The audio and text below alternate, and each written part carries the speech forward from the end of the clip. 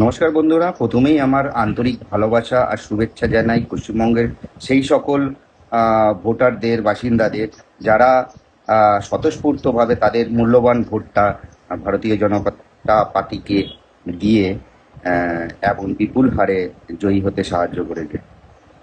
এবার সেকেন্ড আমি ধন্যবাদ জানাই ভারতীয় জনতা পার্টির সেই যোদ্ধাদের প্রতি যারা রাত দিন মার খেয়ে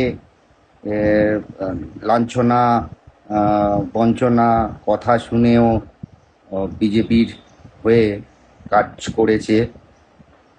আর এই জয়ের সফলতার পিছনে তাদের বড় একটা হাত রয়েছে।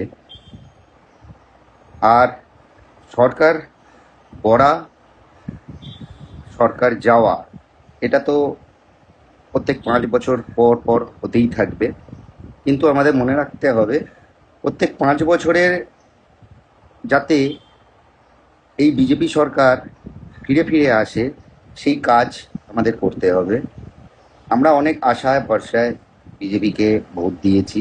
আমি একটা সাধারণ মানুষ, ঠিক আছে, আপনাদের মতো ভোট দিয়েছি। সেই আশা করি বিজেপি সেই কথাগুলো রাখবে আর আমাদের সকলেই সেটা দিয়ে উপকৃত হব।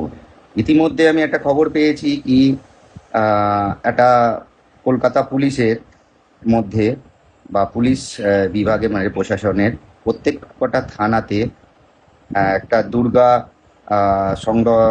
স্কোয়াড একটা তৈরি হচ্ছে, যেখানে মেয়েদের সুরক্ষা করার জন্য আলাদা একটা টিম থাকবে, একটা স্কোয়াড থাকবে।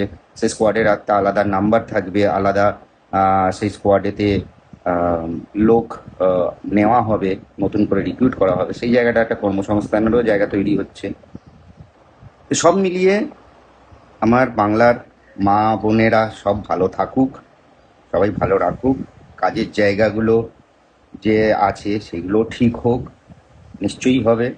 সেই আশাতেই আমরা এই সরকারকে এনেছি। আর সরকার আমাদের যখন প্রতিশ্রুতি দিয়েছে, তো আমাদের কোনো চিন্তাই নেই, আমাদের জয় হবেই নিশ্চিত। জয় শ্রীরাম, জয় ভারত, বন্দে মাতরম।